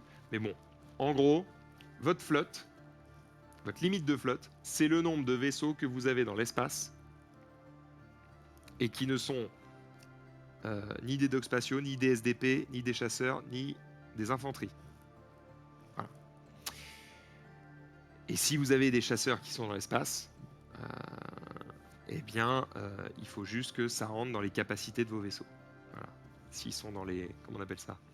C'est dans les aéroports de vos vaisseaux, bah du coup, ils ne sont pas dans l'espace. Bref, voilà. Pour les limites de votre flotte. Je continue.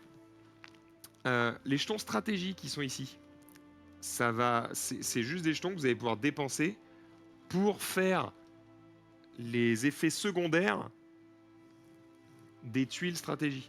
Vous voyez là, dépenser un pion de votre réserve stratégique. C'est ça en fait. Donc attention, c'est pas illimité. Vous n'allez pas pouvoir faire toutes les cartes stratégiques de vos adversaires. Il va falloir choisir. Et enfin, il y a la zone tactique. Et donc la zone tactique, en gros, c'est vos actions. C'est-à-dire, c'est ce qui va vous permettre d'activer des zones de jeu. Donc quand je prends un jeton tactique, je l'ai dit tout à l'heure, je le pose à un endroit, et ça va permettre d'activer un système. Et quand j'active un système, il se passe plein de trucs. Et ça tombe bien, parce que c'est maintenant que je vais vous dire ce qui se passe quand on utilise un jeton tactique. Je vais le faire dans l'ordre, et comme ça, vous allez bien comprendre ce qu'on va faire. On est parti. Imaginons que je pose... Je vais faire un exemple le plus complet possible. Comme ça, après, on est tranquille. Je vais mettre des unités. Voilà, truc un peu logique qu'on pourrait retrouver. Ok. Je vais mettre ça. Voilà. Je vais mettre ça. Très bien. Bon, ce serait débile de le mettre là, je vais le mettre plutôt là. Je vais mettre... Il me faudrait un petit canon, ce serait pas mal. Est-ce qu'ils sont là, tes canons, mon frère? Donne-moi un petit canon. Un petit canon, n'est-ce pas? Oui, voilà, parfait. Hop, je vais mettre un canon ici. Voilà, très bien. Bon, là, on a un système un peu basique d'un ennemi. D'accord? On a deux vaisseaux différents, on a un dock. Je vais peut-être ajouter des petits chasseurs, histoire de mettre un petit peu de défense quand même. Voilà. Voilà, super. Bon, voilà à quoi pourrait ressembler le système d'un adversaire. Imaginons que je joue un jeton tactique, que je le mette ici. Et on va imaginer voilà, que je vienne avec... Alors attends, faut pas que je sois complètement con. Je vais emmener des trucs pour que ça ait un petit peu de sens. Je vais emmener ça. Je vais emmener ça. Voilà. Et puis, ça va suffire, je pense. Voilà, on va faire ça comme ça. Ok. Imaginons que j'ai ça. Voilà.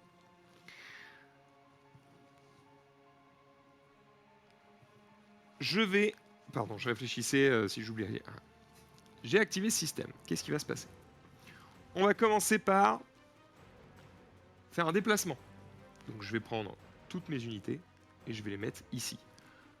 Pour des raisons de clarté sur l'explication du combat, je ne vais pas le faire là parce que ça va être le bordel visuellement. Mais normalement, tu prends tout, tu le déplaces ici, tu serres un peu tout. Ou éventuellement, ce que vous pouvez faire, c'est que vous mettez un petit marqueur pour vous souvenir que vos unités étaient à tel ou tel endroit. Et vous prenez vos unités, vous les mettez en dehors de la map. Comme ça, vous faites votre combat tranquillement. Donc d'abord, vous allez déplacer vos vaisseaux. À partir du moment où je déplace mes vaisseaux, immédiatement, il y a une offensive de canons spatiaux. Parce que lui, il a un canon spatial ici en défense. Tout de suite, au moment où j'arrive, il va tirer. Donc là, on rappelle, canon spatial, c'est canon spatial 6. Tu lances un dé, si tu fais 6 ou plus, tu touches. Ah, il a raté. Bon, s'il avait touché, imaginons qu'il ait fait 6 par exemple, eh bien, j'aurais dû me séparer d'une de mes unités. En l'occurrence, j'aurais sûrement choisi un chasseur. D'accord? Bon, là, il se trouve qu'il ne m'a pas touché, donc tant mieux pour moi. On va continuer avec le combat spatial. Donc là, c'est le moment où je vais devoir annihiler tout ce qui est dans l'espace. Sachez qu'à partir du moment où vous vous déplacez sur la tuile, sur une tuile où se trouve une autre faction, il y a forcément combat. Même si c'est votre allié, vous ne pouvez pas vous déplacer sur une tuile où il y a des unités adverses. Sauf si vous avez la bonne technologie, la bonne amélioration, le bon truc. Mais de base, vous ne pouvez pas. D'accord? Et donc, comme vous ne pouvez pas, si je me déplace là, forcément, il y a guerre. Et sachez que guerre, c'est jusqu'à la mort. Il n'en restera qu'un. On va lancer des dés jusqu'à ce qu'il n'y ait plus qu'une seule couleur de jetons sur cette tuile. D'accord? Donc là, on va faire un combat spatial. Donc on va s'occuper de tout ce qui est dans l'espace. On va commencer par le barrage anti-chasseur. Alors là, je vous le dis à voix haute. N'inquiétez pas. Tout est écrit ici. Donc vous ne serez pas perdu. Donc on commence par le barrage anti-chasseur. Donc d'abord, on va regarder, est-ce que j'ai des unités qui ont un barrage anti-chasseur? Ah oui, il se trouve que j'ai un destroyer. Il a un barrage anti-chasseur.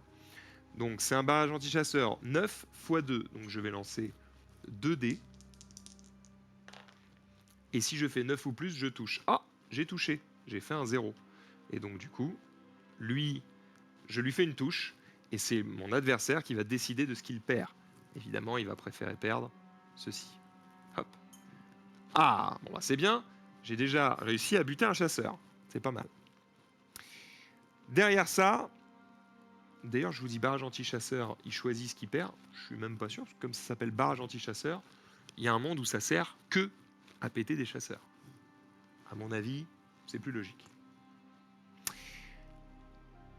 Une fois qu'on a fait le barrage anti-chasseur, en fonction de la situation, il y a une phase où on peut annoncer une retraite. Donc d'abord, le joueur attaquant peut décider de s'il va battre en retraite, puis le joueur défenseur va décider de s'il bat en retraite ou pas.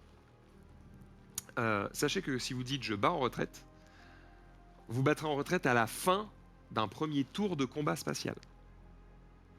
Donc ça veut dire que pour le moment, vous pouvez dire je bats en retraite, vous allez quand même vous faire casser la bouche. D'accord ? Il va quand même y avoir un échange de tirs.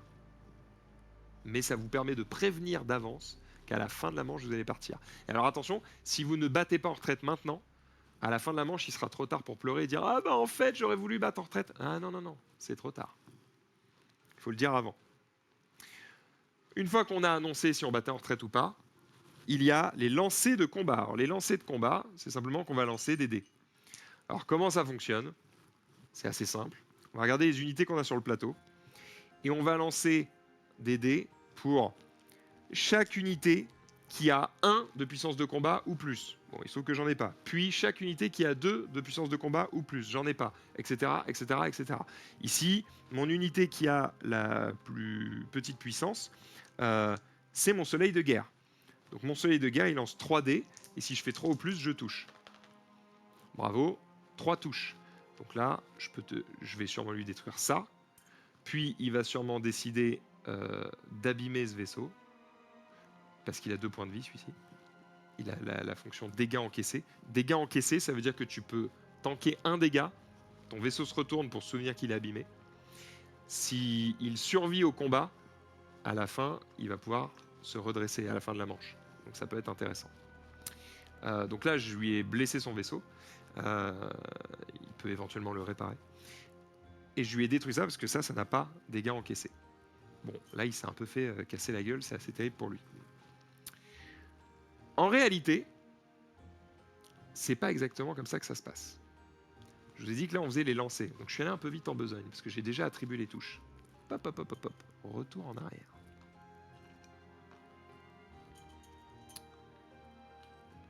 J'ai fait 3 touches. Très bien. On va les noter avec des petits tokens comme ça. Ok. J'ai fait 3 touches. Je me les note. On continue. Je vais faire mes lancers. J'ai lui qui a 7 de combat. Oh, 4e touche. Bon, bah là, il est dans la sauce. Puis, j'ai lui qui a 9. Bon, raté. Et j'ai eux aussi qui ont 9. Merde. J'ai lancé 2 dés, j'ai raté les 2. Bon. J'ai lancé mes dés pour tous les vaisseaux qui étaient présents. J'ai donc fait 4 touches. D'accord? Je vais enlever ça parce que ça peut être confusant. Mon adversaire va faire de même avec ses vaisseaux. Donc, avec lui, il va lancer 2 dés et sur 5 ou plus, il touche. Bravo, il touche une fois. Hop. Avec lui, il va lancer le dé sur 9, il touche. Bravo, il touche. Et avec lui, pareil, sur 9, il touche. Oh, 8, c'est dommage, à ça près. Donc là, on a fait nos lancers de combat. D'accord? Maintenant qu'on a terminé nos lancers de combat, eh bien, on va attribuer nos touches. Et donc, lui, il va devoir perdre 4 points de vie, et moi, je vais devoir perdre 2 points de vie. Donc moi, les 2 points de vie, je vais les mettre évidemment, hop, sur mes 2 chasseurs, parce que je m'en fous. Et lui, les 4 points de vie, bah, ça va faire 1, 2, 3 et 4. Donc, bravo, j'ai gagné le combat dans l'espace, j'ai détruit toutes ces unités spatiales. Il ne reste plus qu'à faire l'invasion. Alors si j'avais pas détruit toutes ces unités spatiales à ce moment-là, s'il avait choisi de faire la retraite, eh bien c'est à ce moment-là qu'il aurait pu faire la retraite. Dire ah bah il me reste un bout de vaisseau. Hop, j'embarque tout le monde et je me casse. Alors attention, pour faire une retraite, il faut que vous puissiez fuir dans un système voisin qui possède une de vos unités. Donc attention, c'est pas la fête. Si vous n'avez pas de potes autour de vous, vous pouvez pas fuir. Bref, j'ai tout cassé, donc il est mort. Maintenant, on va faire l'invasion. L'invasion, ça commence avec un bombardement. Alors on va regarder, est-ce que j'ai des unités qui font de bombardement? Alors notamment, moi c'est mes cuirassés qui font le bombardement, mais aussi mon soleil de guerre. Le soleil de guerre, il a bombardement 3×3, donc je vais lancer 3D. Tiens, je vais enlever ça parce qu'on a compris. Hop, je vais lancer 3D. Et sur 3 ou plus, ça touche. Bon bah bravo, j'ai 2 touches. Hop. Bon bah il se trouve que... Désolé, hein, mais je vais pouvoir lui péter... Alors c'est lui qui va décider, donc évidemment, il va perdre ça, j'imagine. Voilà. Alors même pas. En vrai, il va plutôt perdre sûrement ça et ça. Et derrière, il y a l'atterrissage des forces terrestres. D'accord. Et donc là, bah, je vais faire atterrir ceci. Et alors là, ça va être intéressant, parce que là, il y a combat. Là, en fait, j'ai le choix d'ailleurs. Soit je mets un truc ici, un truc là. Du coup, on va faire du 1 contre 1. Soit je mets les deux ici. Bon, en l'occurrence, je suis joueur, j'ai envie quand même de prendre cette planète. Donc je vais aller ici avec un seul vaisseau. Et en fait, ce qui va se passer là, c'est qu'il va y avoir de la défense avec le canon spatial. En gros, imaginez que c'est des petits parachutistes, eux. Ils sont en train d'arriver sur la planète. Et du coup, les canons anti-aériens sont en train de les pilonner. Donc il va lancer un dé, le copain, là. Et s'il fait 6 ou plus, il me tue. Bravo, il a fait 2, c'est raté. Donc j'arrive au sol. Maintenant que j'arrive au sol, je me bats contre les unités terrestres de l'adversaire. Donc là, je vais lancer un dé. Si je fais 8 ou plus, je le touche. J'ai fait 7, j'ai raté. Lui, il fait pareil. Il a raté. On continue jusqu'à ce qu'il y en ait un qui meurt. Ah, j'ai fait 9. Ah, il a fait 4, il a raté. Du coup, il meurt. Maintenant qu'il n'y a plus aucune unité terrestre pour contrôler ce canon, et que j'ai pris le contrôle des 2 planètes, eh bien, le canon est automatiquement détruit. Il ne reste plus rien sur les planètes. J'ai réussi mon invasion et je prends le contrôle de ces 2 planètes. Mon adversaire, qui possédait donc les 2 cartes Vega majeur et Vega mineur, va me donner ces 2 cartes. Je vais les récupérer épuisées. Il va falloir que je profiterai de leur production qu'à la manche suivante. Et ainsi s'achève toute la phase tactique que je viens de faire. Donc il y a eu activation, déplacement, combat aérien, combat terrestre, et éventuellement, bon là c'est pas le cas, mais si j'avais un dock spatial présent, je pourrais aussi faire de la production. Voilà. C'est pour ça qu'en général, ce qui se passe, c'est quand on utilise ce jeton, soit on l'utilise pour se déplacer, soit on l'utilise pour attaquer, soit on l'utilise pour produire. Vu que vous ne pouvez pas poser ça au moment où vous faites l'invasion, en général, quand vous faites une invasion, vous n'allez pas produire dans le même tour. D'accord? Et voilà tout ce que vous pouvez faire. Activation, déplacement, combat spatial, invasion, production. Tout est ici. Voilà. Voilà à quoi servent vos jetons tactiques. J'ai fait exprès de vous donner un exemple le plus complet possible pour que vous compreniez comment se passent les combats, dans quel ordre ça se fait, comment ça se résout, etc. etc. Quand vous allez jouer, il y a plein de trucs que vous allez sauter. Parce que par exemple, si vous n'avez pas de vaisseaux qui ont de bombardement, bah, vous n'allez pas le faire. Si vous n'avez pas de vaisseaux qui ont de l'anti-chasseur, vous n'allez pas le faire. Si vous n'avez pas d'unité terrestre, vous n'allez pas vous poser sur la planète, etc. etc., etc. Bref. Donc, mais là au moins, franchement, vous savez tout faire. Une fois que tous les joueurs ont fait toutes leurs actions possibles, donc ils ont utilisé leur carte de stratégie, ils ont dépensé les jetons tactiques qu'ils voulaient dépenser, les jetons stratégiques qu'ils voulaient dépenser, les cartes qu'ils voulaient utiliser, et qu'ils ont tous décidé de passer leur tour, alors à ce moment-là, on déclare que la phase d'action est terminée et on va enchaîner avec la phase de statut. La phase de statut, Elle est relativement simple, ça permet de nettoyer un peu la zone. Qu'est-ce qu'on fait à la phase de statut? On va valider les objectifs. Donc on va vérifier. Bon alors, on va commencer par l'orateur. Orateur, est-ce que tu as validé un objectif public? Oui, bravo. On va mettre un de tes jetons, tu vas avancer de 1. Est-ce que tu as validé un objectif secret? Oui, bravo, on valide, tu avances, etc., etc. Alors on peut faire que un public et un secret par manche, pas plus. Une fois qu'on a fait ça pour tout le monde, on va révéler un nouvel objectif public. Parce que je l'ai dit au départ, on démarre avec 2, puis on va en mettre un troisième, etc. Normalement, il n'y a pas celui-là de révéler. On va mettre un troisième, un quatrième, un cinquième, et c'est à partir du sixième qu'on va mettre des objectifs de niveau 2. D'accord? Puis on va piocher des cartes. Donc ça, en gros, on va prendre des cartes actions. De base, chaque joueur prend une carte action, sauf si vous avez la technologie qui vous permet d'en piocher 2 à chaque manche. Ensuite, on va retirer les pions commandement. Donc tous les jetons triangles, on va les retirer et les remettre dans notre renfort. Le renfort, c'est votre réserve, quoi. Voilà, on va tous les retirer du jeu. Puis on va gagner et redistribuer des jetons commandement. De base, vous gagnez 2 jetons commandement par joueur, sauf si vous avez la technologie qui vous permet d'en avoir 3 par tour.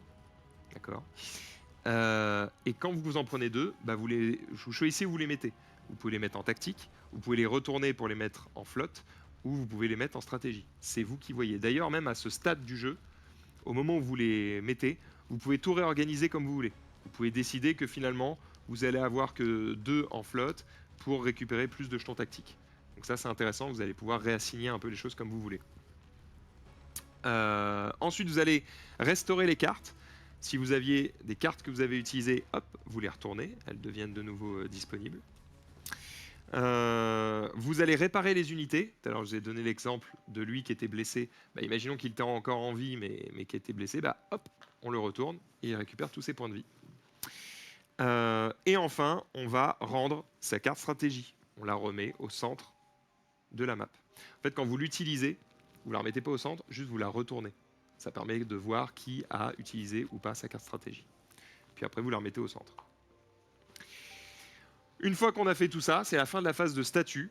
Et là, si et seulement si la planète Mechatol Rex est sous le contrôle d'un joueur, alors on fait la dernière phase, qui est du coup la phase de projet. Et la phase de projet, elle est assez simple. C'est je tire une carte de projet, je la lis à voix haute, et on fait ce qui est écrit dessus. Là, par exemple, loi, élisez un joueur. Le joueur élu va gagner cette carte.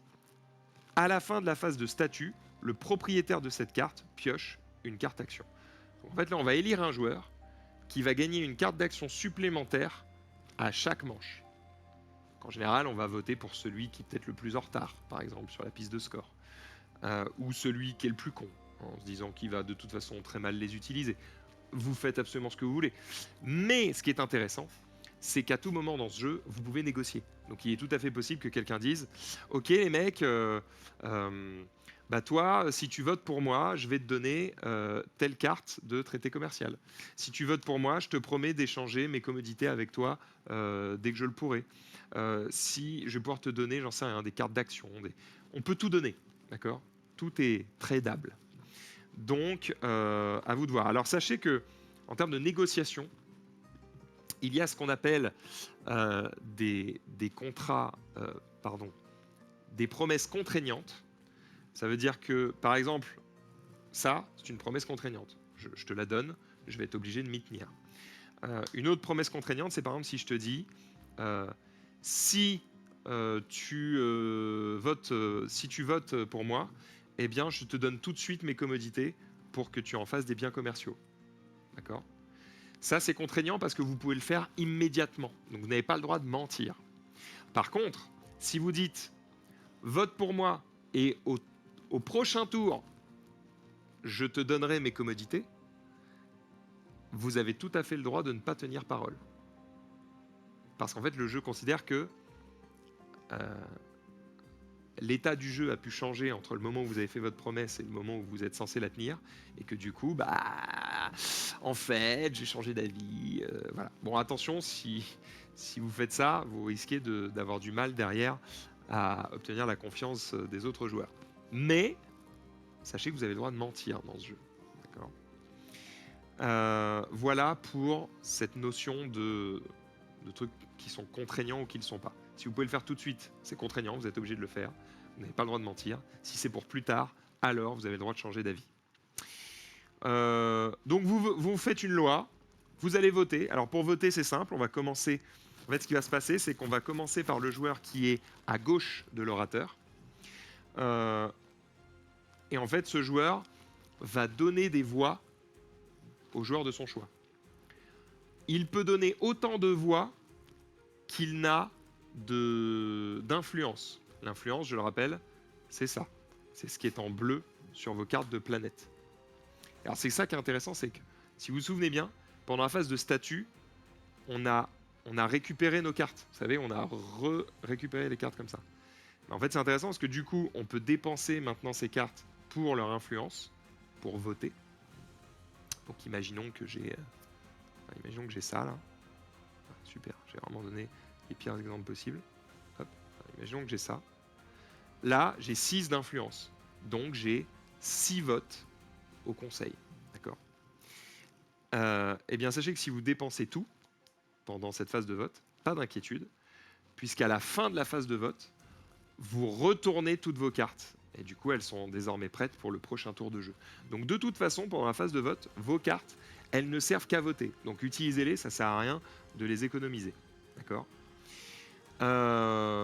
Cependant, attention, parce que vous allez les récupérer qu'à la fin de la phase de projet. Or, je vous ai dit, on va voter pour 2 projets, pas un seul. Et donc, si vous dépensez tout sur le premier projet, eh bien, vous n'avez plus d'influence sur le deuxième. Donc, à vous de répartir, comme vous le sentez, votre influence au sein du Sénat.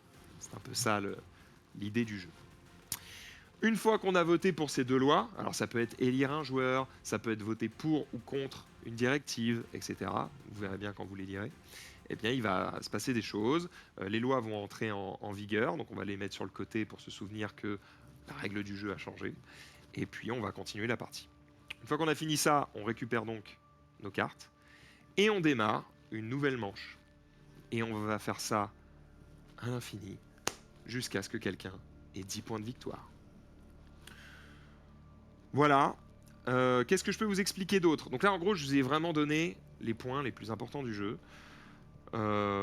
Maintenant, ce que je peux vous dire de plus, c'est il y a des tunnels. Donc, par exemple, vous ne pouvez échanger qu'avec les joueurs qui sont adjacents à vous. Donc là, par exemple, je suis adjacent à ce joueur. D'accord. Mais en fait, si lui, il était là,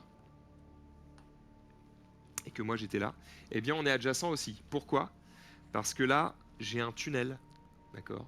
J'ai un trou dans l'espace-temps. Et en fait, ce tunnel, c'est un tunnel alpha. Et vous voyez, il est à la même couleur que ce tunnel-là. Et donc, cette case est adjacente à cette case. D'accord. Tout comme cette case est adjacente à cette case. Tout comme cette case est adjacente à cette case. Et cette case est adjacente à cette case. Mais cette case est adjacente à cette case aussi. Bref, vous avez compris, la map à 3 joueurs, elle est faite en sorte que ici, en fait, vous êtes très proche des autres. Et ici, vous êtes très proche des autres aussi. Donc voilà. Tenez-vous-le pour dit. Qu'est-ce que je peux vous dire d'autre? On a un petit peu fait le tour. Ah si, un truc important. Attention, si vous n'avez plus aucune unité sur votre système natal, vous ne pouvez plus valider d'objectif. Eh oui. Donc ça, c'est pour éviter que vous fassiez une espèce d'effet boule de neige et que vous disiez ouais, super, balèque de mon truc natal. Moi, je prends tout, je vais là, je tue tout le monde, puis je prends tout, je vais là, je tue tout le monde. Non, vous ne pouvez pas faire ça, parce qu'en fait, il va falloir vous défendre ici, parce que si quelqu'un vous prend cette zone, vous ne pouvez plus valider d'objectifs. Et je le rappelle, le but du jeu, c'est de valider des objectifs. Voilà. Je suis en train de réfléchir avant de terminer cette vidéo, mais je crois que j'ai tout. Si j'ai oublié des choses, n'hésitez pas à me le dire dans les commentaires. Et puis on est pas mal. Hein. Je suis en train de regarder tous les éléments autour de moi, mais franchement, je crois que je vous ai tout dit. Hein. Donc n'oubliez pas qu'il y a un point de victoire à gagner ici quand vous êtes le premier à prendre le contrôle de Mecatol Rex. N'oubliez pas que vous gagnez un point de victoire à chaque fois que vous avez la stratégie intrigue et que vous avez Mecatol Rex. N'oubliez pas que vous pouvez gagner des points de victoire aussi en faisant des alliances avec les autres, puisque tout le monde a une carte qui s'appelle soutien pour le trône. Et qu'en gros, pour chaque carte soutien pour le trône que vous avez et qui n'est pas de votre couleur, vous avez un point de victoire supplémentaire. En gros, cette carte, elle dit, imaginons qu'elle soit bleue, d'accord, qu'elle soit pas jaune, bah, ça me dit que j'ai un point de victoire supplémentaire tant que je n'attaque pas le joueur bleu. Si un jour je l'attaque, je dois lui rendre cette carte et donc je perds un point de victoire. Donc en gros, c'est vraiment, ça nous lie en termes de combat. Je ne pourrais pas faire la guerre à cette personne, mais du coup, on peut s'échanger un peu des cartes pour avoir des points de victoire supplémentaires. À vous de faire en sorte d'être un bon politicien et d'avoir plusieurs cartes soutien pour le trône pour vous aider à accélérer votre victoire. Je crois qu'on s'est tout dit, les gars. Hein, je crois qu'on s'est tout dit. Ouais, j'arrive pas à voir ce que j'ai oublié. Donc normalement, on est pas mal. De toute façon, c'est vachement bien fait parce que vous avez le livret d'apprentissage ici qui vous permet d'apprendre à jouer. Si jamais... Là, en gros, ce que je viens de vous faire, c'est le livret d'apprentissage. Si vous voulez trouver des détails et pas vous embêter à chercher dans le livret d'apprentissage, il y a un autre bouquin qui s'appelle le livret de référence, où en fait toutes les notions du jeu sont classées par ordre alphabétique. Et donc vous allez dire, ah bah comment on gère, j'en sais rien, à quoi sert un jeton de commandement. Ok, bah vous allez chercher commandement et ça va tout vous dire. Donc c'est beaucoup plus pratique que de chercher là-dedans. Voilà. Les amis, je crois que vous savez jouer désormais en détail à Twilight Imperium. Cette vidéo a duré 1h26. C'est un peu long, mais en même temps, pour pouvoir bien tout vous expliquer, je crois qu'il fallait au moins ça. J'espère ne pas avoir dit de bêtises. Si c'est le cas, vous me corrigez dans les commentaires. Soyez aimable, tout le monde peut se tromper. N'hésitez pas à me dire aussi ce que vous pensez du jeu. N'hésitez pas à partager votre faction favorite, si vous avez l'habitude de jouer à ce jeu. Et puis, on a tous hâte de voir une 5e édition avec de nouvelles factions, de nouvelles règles, de nouvelles technologies peut-être à déployer. Et je vous rappelle donc qu'on se retrouve le 26 juillet à 10h du matin pour faire une partie à 6 joueurs de Twilight Imperium. Ça va être énorme. Je crois qu'il n'y a pas d'autre mot. Salut tout le monde, chez moi il est 3h21 du matin là. Je vais me coucher. Ciao.